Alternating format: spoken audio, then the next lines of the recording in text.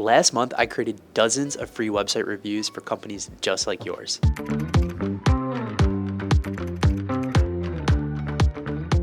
Here's a quick recap of some of those takeaways. Right off the riff, hero header section, language and stuff I think is good. It's definitely to the point and lets me know exactly what ActiveCampaign is all about. I would consider testing maybe some sort of growth metric that you can potentially incorporate in a headline like this. I don't know what type of research you have available to you, but something that maybe eliminates what percentage of growth somebody could experience, I think would be potentially really powerful. I would also continue to test different variations of this subline for the newsletter sign up. So, you're talking about the number of customers you have, a credit card needed, instant setup, perfect. Those are definitely great benefits. But maybe instead of talking about the number, we talk about the success or score. So 150,000 5-star reviews or something might be another spin on what you can do with some of this micro copy.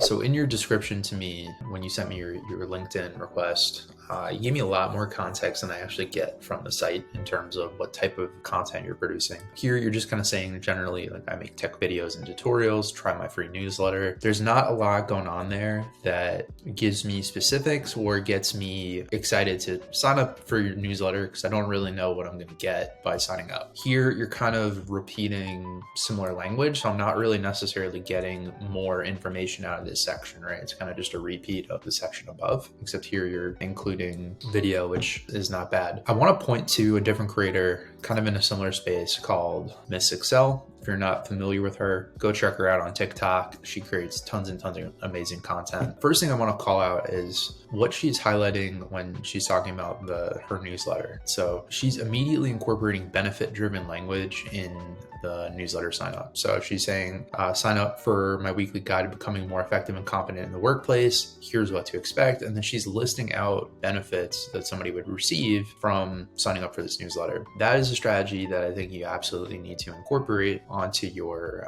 landing page to get people kind of like more interested and seeing the subscription as a value add to their weekly inbox.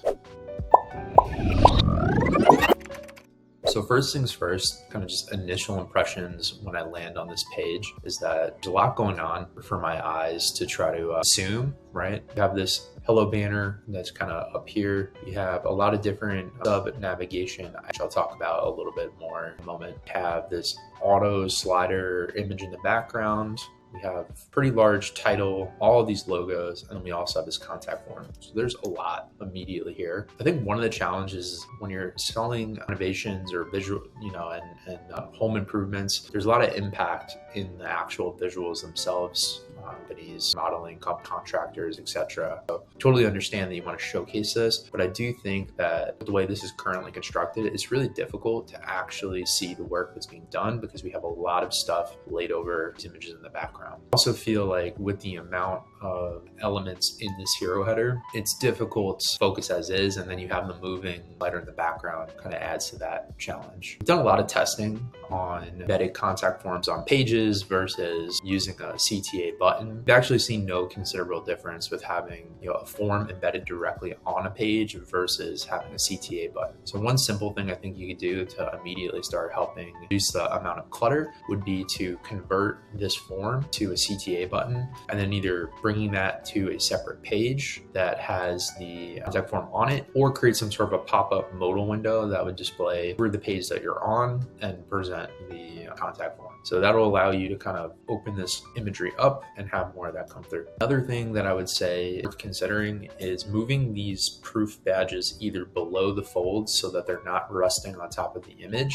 and maybe positioning them right here so that you kind of have that immediate positioning with these logos. Another great place for badges like this would be the footer of the website. Lastly, I would consider potentially reducing the number of form fields and labels in here. Generally speaking, you want to have less immediate choices in the navigation and use bigger, bolder drop downs to reveal that info. Another opportunity would be actually incorporating more of a mega menu or some imagery to go along with this. So one example is a client that we have here, Hit. You can see kind of how we have a lot of items in their menu, but the structure of this is a little bit more streamlined by having the logo centered, some of the additional navigation items positioned on the left and right. But the thing I wanted to highlight was these drop downs. When I expand one of these on this site, you'll see that there's an image on the right-hand side. This is different buildings and architecture within the buildings that they renovated. And this actually responds to mouse hover. So as I hover over each one of these items, it shows me a relevant image to go along with it. So I think that would be an amazing strategy for something like your bath models, right? Like you can highlight over baths,